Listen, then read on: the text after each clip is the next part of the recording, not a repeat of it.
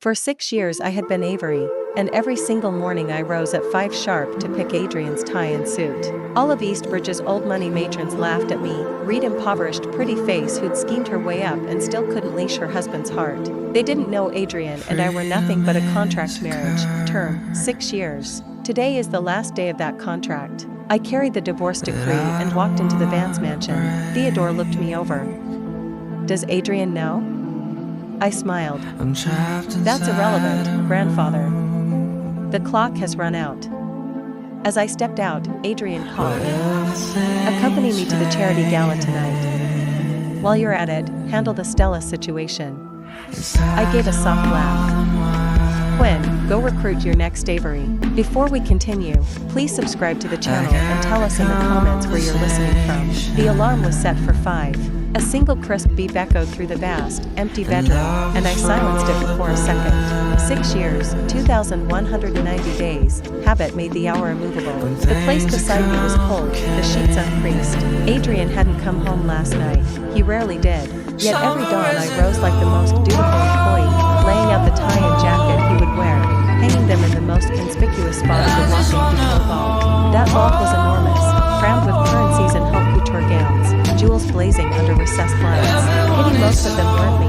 They were the respectability Avery was required to wear. I knew exactly how the ladies of Eastbridge suited behind my back, their sidelong glances dissecting every stitch. Look at Serena, what does she have besides that face? Slum sparrow in haute couture, thinks a ball gown turns her into a phoenix. Can't even keep her man. Adrian changes women faster than shirts. They ridiculed my poverty, my alleged scheming, and the way I clung to a title I could never secure, paying off the starlets who flung themselves at him, mopping up his messes like a high-priced firefighter. Virtue? Generosity? Bigger jokes, in their mouths. They would never learn this marriage had been a transaction from day one. Term, 6 years. Today is day 2,191. I bypassed the couture vault and went straight to the bedroom's biometric safe, punched the code, and pulled out a thin manila folder. Inside, a few sheets of paper. On top, bold black heading, divorce decree. I slipped into the plainest white cotton dress I owned. Simple cut, cheap fabric, utterly alien to the opulence around me. No jewelry, just a basic shoulder bag. As I descended, housekeeper Mrs. Green blinked. Madam, no breakfast? Adrian's tie. I smiled at her. In 6 years this kind woman may have been the only person who didn't see me as a punchline. No need, Mrs. Green. Today, I have business. The car rolled toward the Vance estate. Inside the ancestral mansion silence pressed like lead. Theodore sat on a carved rosewood sofa, rolling 2 polished walnuts, eyes hawk sharp.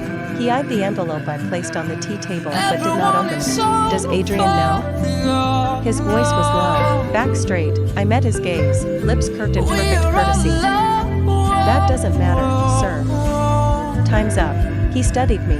In those worldly pupils gleamed a flicker of approval. Then we waved. The lawyer stepped forward and offered a second folder. Inside, freshly cut check. Zeros lined up, enough to buy half of Eastbridge. I glanced once, then slid it back. As agreed, I'll take only what's mine. My share could keep me comfortable for life, yet it was a pittance against the Vance fortune. Theodore didn't insist. He merely granted me 1 week of legal cooling off. Outside, sunlight stabbed. I squinted, drinking the free air. My phone vibrated in the bag. I hesitated, thumb brushing screen, then answered. His familiar drawl, half lazy, half commanding, floated over background chatter of some function. 7 tonight, Peninsula Hotel, charity gala. And the model surnamed Sue, photos are out again, handle it, routine. I looked down, voice lighter than I'd ever heard it.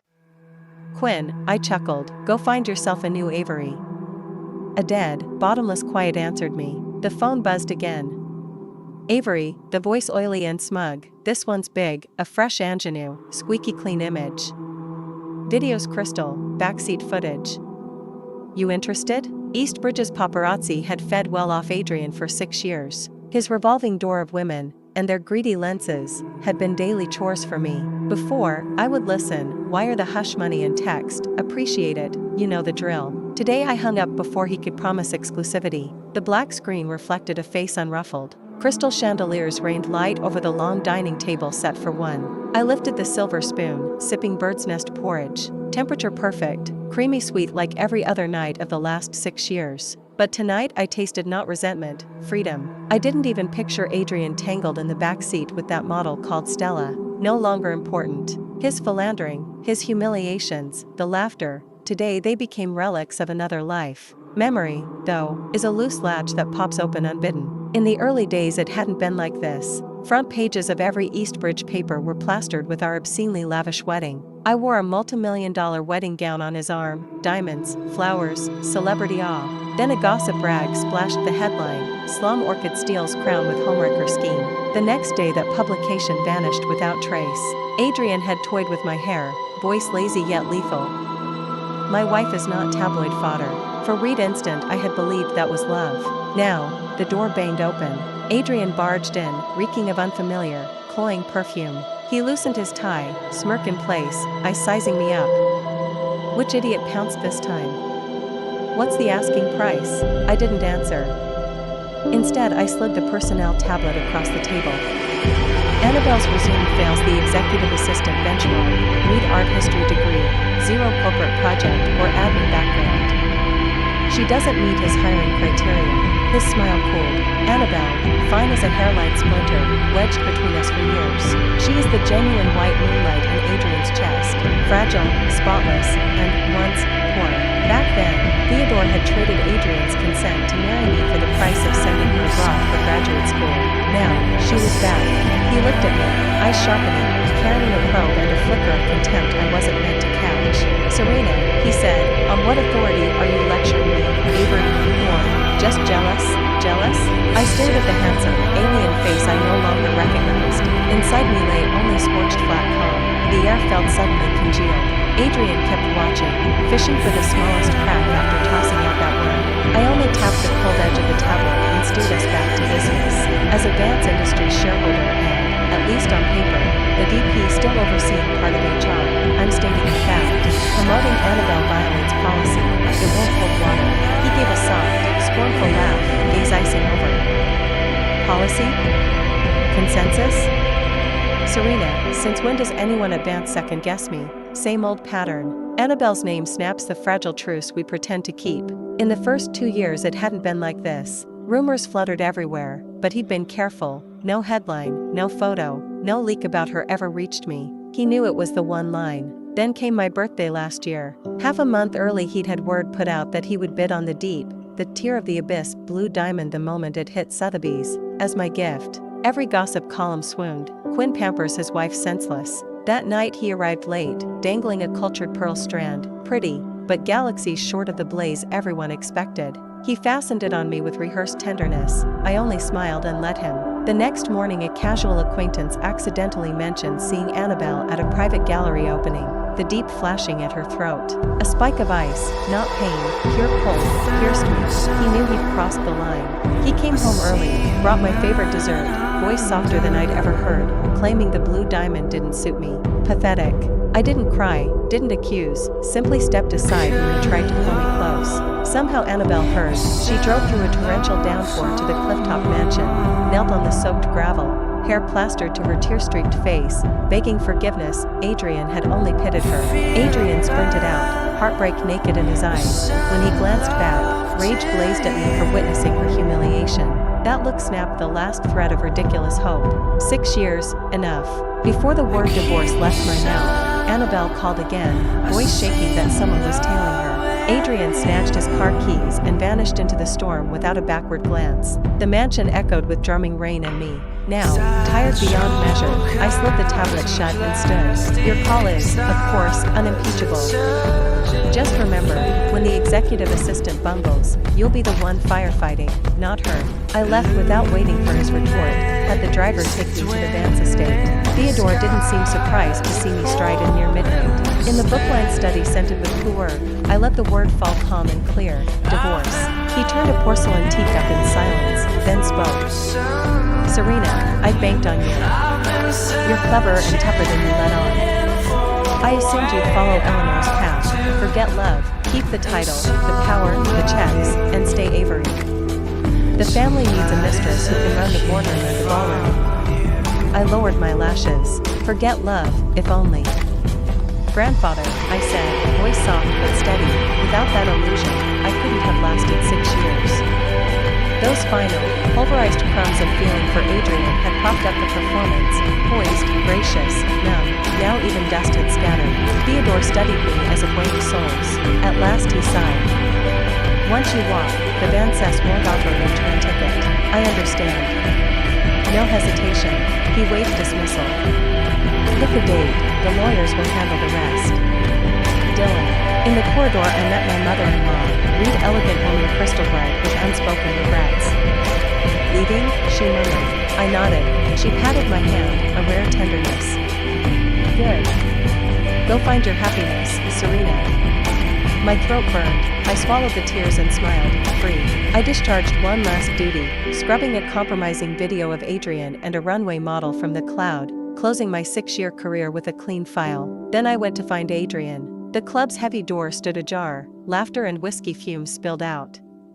Adrian, only Annabelle could leash our prince, so when's the wedding? The squatting pretender should have stepped aside ages ago. Annabelle's fluttering protests, half refusal, half invitation. I stepped inside, the room froze. Adrian lounged on the main sofa, Annabelle curled against him. Contempt glittered in his eyes, no surprise, just theater. I crossed to him. Can we talk, outside? He swirled his drink, smirking. Say it here. I knew better. He savored my discomfort. I'll wait in the corridor. Before he could snarl, Annabelle chased me out and blocked my path. The fragility she'd worn a moment ago had vanished. Her eyes darted with urgency and a glee she couldn't quite hide. Serena, Adrian doesn't love you. Why keep clinging? Be smart, step aside. I looked at her, then past her, toward the private dining suite. Adrian hadn't come out. He hadn't stopped her. I almost laughed. Step aside? I echoed, cold and quiet. The title Avery was never anyone's to give.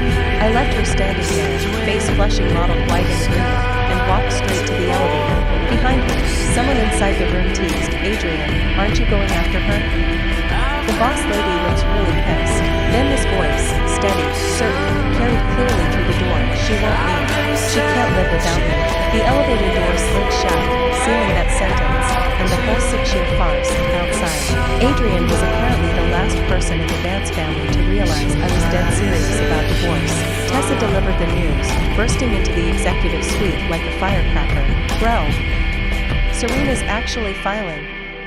She's already hired lawyers. He glanced up from a takeover binder, brow uncreased, and curved a lazy smile. Temper tantrum. He leaned back in the leather throne, loose and sure of his control. Freeze her out a few days, she'll trot right back. Tessa pouted. She'd hated me ever since I'd swiped the perfect sister-in-law spot from her best friend 6 years ago. All this time she'd sniped and tripped me, delighting in every rumor. So the instant she heard I was out, she threw a party that night, installed the old bestie on Adrian's right, and chirped matchmaking hints. Lindsay's waited forever. Finally, she didn't finish. A soft but razor-edged voice cut in. Tessa, Adrian just crawled out of one bad marriage. Your timing stinks. Annabelle had appeared, wineglass swirling, smile flawless. Tessa bristled. Who asked you, Annabelle? I've been beside Adrian for years, Annabelle purred. No one knows him better, or suits him better. She'd bided 6 years overseas. Now, with victory close, she wasn't letting anyone grab the crown. The Avery slot would be hers. One woman traded on pedigree, the other on history, and before I'd even cleared the doorway they were spitting claws over the seat I was vacating. Adrian sat in the middle of the noise, sipping like a man half asleep, as if the catfight were a casual sideshow, or maybe a show he'd enjoyed his whole life. He probably thought my departure was just another disposable episode of the endless Adrian drama. He started dodging me, calls unanswered, texts unread, the usual haunts empty. He believed if he stalled long enough I'd fold, the way I always have, and resume my role as capable, docile Avery. I wasn't in a hurry. Theodore never broke a deal. The old man treasured promises more than reputation. He wouldn't let a timed contract drag on forever. Sure enough, 2 weeks later, Adrian showed up. He was leaning against the matte black coupe outside my new condo, face shadowed, irritation leaking from every pore. Serena, he rasped, what's so bad about keeping things as they are? After a divorce you'll have nothing. Watching him, I flashed back to prenup day. He hadn't known I'd had a separate clause with Theodore. If I still wanted out at year 6, the patriarch would pay the exit bonus. When the old man wouldn't budge, Adrian, just once, argued for me. In the end, he'd simply opened a shell and slipped seed money into a startup under my name, sliding the papers across his desk with sober eyes. Serena, quit banking on feelings. Only cash never betrays you. I'd trusted him then, trusted that, to him, I was at least a special asset. But special had been crushed under 6 years of neglect, lies, and every exception he made for Annabelle. He'd personally shredded every illusion I'd ever had about love. I'd arrived a starry-eyed girl. I'd nearly left a hysterical ghost. What stood here now was cold, clear Serena. I have enough, I said evenly. At least I still own the company that never betrays, don't I? His expression shifted. He remembered his own line. I passed him a slip with the City Hall appointment. Next Wednesday, 9 a.m. He stared for a full beat. No sorrow, just bruised ego and, maybe, relief. Finally he smirked, folded the note. Fine. Alex, at least you're polite enough to vacate the seat. I watched him drive off and felt only gratitude that, for 6 years, neither of us had wanted kids. Clean break. Perfect. The morning of the divorce was slate gray, drizzle drifting like torn silk. I waited in City Hall's lobby almost read hour, watching beaming couples rush in and grim pairs trudge out. 5 minutes to closing, he appeared, black suit sharp, complexion darker than the sky. No apology, no explanation. Sign, thumbprint, clerk planks the seal, hands us each burgundy booklet. All done. He pocketed his copy without looking and walked away, zero backward glance. Holding the still warm booklet, I felt my fingers burn. 6 years, whittled to a sliver of paper. Back at the clifftop mansion I began the final inventory. I left every Avery bauble in the walk-in couture vault, sequined haute couture gowns, diamond riviere, the works, and packed only street clothes that were mine before vows. Halfway through, the bedroom door slammed open. Annabelle click-clacked in, gaze sweeping the room with possessive judgment. Just checking, Miss Vance. We wouldn't want you accidentally taking what isn't yours. I paused, looked up. These years, with Adrian's introductions, she'd mutated from timid scholarship girl to self-mated influencer. #humble, #hustle. She saved the damp-eyed damsel act purely for him. The rest of us got the viper. Get out, I said, voice low, glacial. She bristled, shrill, you order me out? This is about to be my house. I'm the woman Adrian will marry. I have every right to watch you pack. Future lady of the manor. After swallowing 6 years of slander, I was supposed to bow to her too. Ridiculous. I didn't waste any more words on her. I simply called security. Annabelle's face drained of color. Serena, you dare. Adrian won't let you get away with this. 2 guards appeared within seconds. With perfect courtesy and iron finality, they motioned for her to leave. What are you doing? Let go of me. Do you even know who I am? She thrashed as they escorted her out. The day I left Eastbridge, I deleted every trace of Adrian from my phone and blacklisted every so-called friend who might speak for her. The old Serena, along with that humiliating marriage, stayed behind in the glittering, freezing city. I moved to Saltfield, a southern coastal town with no dynastic gossip to upkeep, no reputations to polish. The air tasted of salt and freedom. With the settlement from the divorce and the company I'd already built, I launched a new venture. I chose the site, oversaw the build-out, interviewed every hire, chased every launch campaign myself. I spun like a top from dawn to midnight, leaving no crevice where memories could creep in. Late at night the wound 6 years had carved beneath my ribs still ached, but less and less often. The new place, the new work, gentle antidotes, smoothed the creases one by one. I learned to eat alone, to watch the tide alone, to treasure silence. In the mirror the numbness and swallowed rage receded, replaced by something steadier, almost calm. One afternoon, while my team and I whiteboarded a pitch deck, my phone vibrated across the table. I answered without thinking. Mrs. Vance, Adrian's chief secretary began. I'm sorry to intrude, but Mr. Vance is drunk. He keeps asking for your hangover cure. We can't calm him. Behind her, glass shattered and a low, slurred mutter I still recognized floated through the static. For a second the room tilted and I was back in that kitchen, wooden spoon in hand, guarding a simmering pot. The illusion lasted a heartbeat. I cut the secretary off mid-sentence and tapped the screen, then blocked the number. After that, anonymous parcels started arriving at the studio, limited edition jewels, this season's haute couture bags, even a small museum-grade canvas. The pattern was familiar. Every time a gossip rag story had bruised me, he'd mailed glittering bandages. He still believed a few carrots could buy my silence. I found it almost funny. He never learned respect. He only rented remorse. I accepted every gift. Then I rang my contacts in resale and quietly converted them to cash. The windfall exceeded our operating budget, his belated investment in my future. I sent no thank you notes. After burning through 8 figures, Adrian finally appeared in person, at a cocktail fundraiser where I was courting a lead investor. Impeccably tailored, he still commanded the room the moment he stepped through the doors. I was laughing at the investor when the air contracted. Dozens of curious eyes ping-ponged between us. Our divorce had been page 6 fodder for weeks. Theodore's conglomerate had been closing a transatlantic partnership when Annabelle leaked a cuddly selfie caption with heart emojis. Overnight she went from micro-influencer to pariah, the stock wobbled, and the board had to issue a statement confirming we'd already filed the divorce decree. She vanished from social media, handle deactivated. Adrian, though, looked unscathed. He carried his scotch over, urbane as ever. Serena. Long time. I ignored him, apologized to the investor, and turned to leave. Adrian shifted, blocking me. The blogs are calling you heroic and me the villain. You've made your point. Ready to come home? Cold fury spiked through me. A tantrum? A game? The years I'd swallowed my pride, the nights I'd felt my self-worth erode grain by grain, he filed it under plaything's fit.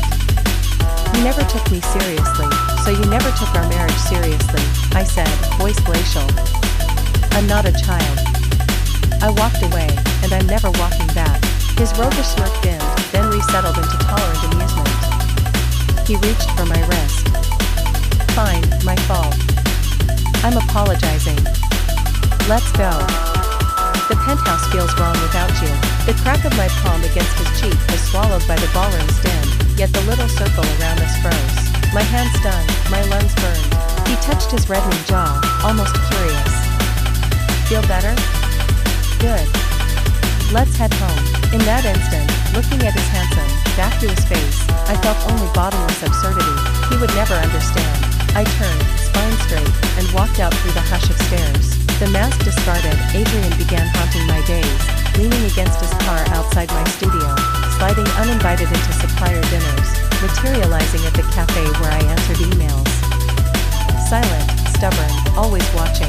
When the latest launch campaign wrapped, I put the entire staff on sabbatical, booked a red eye, and flew alone to him Alpine Village famed for glacial lakes and silence. Trail jacket, no makeup, I hiked the shoreline until even the echo of his presence dissolved. Serena? A hesitant female voice carried across the wind. No, I turned. Turned over. Tessa, without her usual courtiers, dressed in sensible fleece, the bratty edge dulled. Surveying me, she offered Reed awkward shrug. You look different. Better. I smiled faintly. Alex. We shared a table at a cafe overlooking the water. Stirring her latte, she blurted, after you left, my best friend Lindsay cornered Adrian. I raised Reed eyebrow, unsurprised. You know what happened next? Tessa scrunched her nose. My dear cousin didn't even look her in the eye. Right now it's like you're the only person in the world to him, crazy. She glanced at me with a smirk. I used to think you weren't good enough for him. Now, looks like he's the one who doesn't deserve you. Hearing that from her stunned me. The next dawn I pushed open the chalet's timber door, planning to watch the sunrise, and immediately saw the familiar silhouette leaning against the Jeep parked out front. Adrian. He had chased me all the way here, like a ghost that refused to be exorcised. The resentment I'd swallowed for months surged up. I didn't even notice Tessa stepping onto the porch next door, ready for the show. Adrian, are you done? My voice cracked like a whip. I've made myself crystal clear, we're divorced, we're nothing. This stalking only disgusts me, makes me despise you. He clearly hadn't expected me to strip him of dignity in front of Reed audience. His face darkened, words forming. Well said. Tessa suddenly clapped, laughing. She looked at him sideways, venom sweetened with sugar. Cousin, did you hear that? She finds you nauseating. You didn't cherish her when you had her, and now you play the heartbroken prince? Classic case of the ungettable drives you mad. Welcome to your own burning pit, may your chase burn bright. Adrian's expression went full charcoal. Not long afterward I met Miles, a clingy golden retriever type.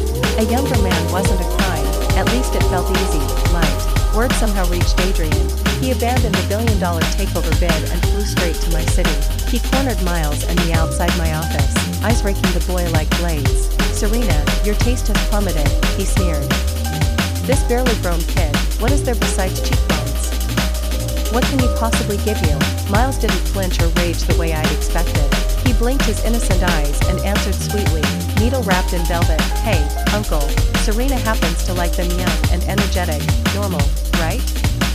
Who wants to cuddle read iceberg that never thaws?" Adrian's face went livid. He shot us a murderous glare and hissed, "Wake up, Serena. These boys aren't sincere, they're after your bank balance and spotlight." I watched him stride away, the scene absurd beyond words. I told myself, perfect. Right now, the last thing I want is someone selling me love. Soon I discovered Miles wasn't the simple puppy he played. His ordinary backstory was fiction. He was textbook trust fund. I cut the cord on the spot. He turned pitiful, eyes rimmed red. "Being rich is a crime? I genuinely like you." I allowed zero wiggle room. "Rich or poor, honesty is non-negotiable. Goodbye, hyped up rich pup." Soon another man stepped into the frame. Daniel, Reed architect from a Riley family, hardworking, steady, sincere. Being together felt calm, effortless. Adrian's mockery arrived on schedule. "Have your fun, Serena. You'll realize soon enough who actually fits you. I'll wait until you're bored." But this time my relationship proved rock steady, way beyond his predictions. Panic crept into his voice. Calls multiplied, tone shifting from sarcastic to frantic. Then one midnight his slurred call came, hoarse, broken, raw. "Serena. I was wrong. I regret everything. I can't function without you. Please come back." Even Eleanor, once distant, rang me. "Serena, Adrian, he's a wreck. Maybe, come see him?" She sighed. "Forget it, he brewed this poison himself. He deserves no pity." I held the phone, heart quiet as still water. I knew Adrian was waiting for the scene where I'd crash, bruised, and crawl back to him, ready to wear the Avery crown again and sing inside his cage. But Adrian, you still don't get it. A person may, blinded by love, play the fool once. Once she sobers up she will never hand the same knife back and let it carve her twice. My road points forward, no U-turns. A summons from his mother dragged Adrian back to the ancestral mansion, her voice uncharacteristically grave. He stepped into the drawing room rubbing his throbbing temples, last night's bourbon fog still lifting. His gaze swept the coffee table, and froze. The elegant wedding invitation lay there. His heart felt clenched by his invisible fist. He almost stumbled as he lunged, snatching it up with shaking fingers. The guilt-embossed name seared his eyes. Serena, getting married. A metallic sweetness flooded his throat. They had met when they had nothing, walked more than a decade together until their bond was marrow deep. He believed that no matter how they tore at each other, the tether would hold. Even when pity for Annabelle's fragility distracted him, he had never truly planned to let Serena go. He was certain she would tire of flying and glide home. Yet she had built a brand new life, and never intended to notify him about the wedding. His mother had placed the invitation where he couldn't miss it. How could she? He muttered, knuckles whitening. What gave him the delusion she still loved him? Those repeated humiliations, or every time he chose someone else over her. Delayed pain crashed over him like a tsunami, each heartbeat a hacksaw slash across his chest until he doubled up, gasping. In a blur he saw 18-year-old Serena in a simple white sundress, sprinting toward him through sunlight, smile dazzling, eyes carrying the galaxy's sparkle, all for him. Adrian. Instinctively he reached to capture the mirage. His fingertips met only frigid air. The vision dissolved, only his mother remained on the sofa, watching him fall apart, a frosty smirk lifting her lips. Hurts now, does it? Eleanor's voice was pure ice. You and your father, same factory defect. He couldn't understand. Why had his mother endured his father's lifelong affairs while Serena wouldn't even endure 6 years for him? He staggered out of the mansion. A month later he found himself at the wedding venue, lurking in the shadows. He watched Serena in her ivory wedding gown, smile radiant, relaxed, read expression she had never worn beside him. She and Daniel slid rings onto each other's fingers, kissed beneath a rain of blessings.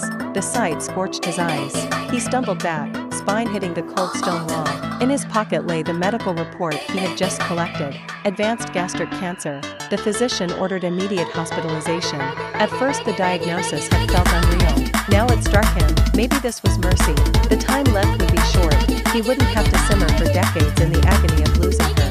He cast one last look toward the direction of her happiness, then melted into the crowd, a stray dog with nowhere to call home. Thanks for listening to today's story. If you enjoyed it, give us a thumbs up and share it with friends. We'd love to hear your thoughts in the comments. Don't forget to subscribe for more gripping tales. See you next time.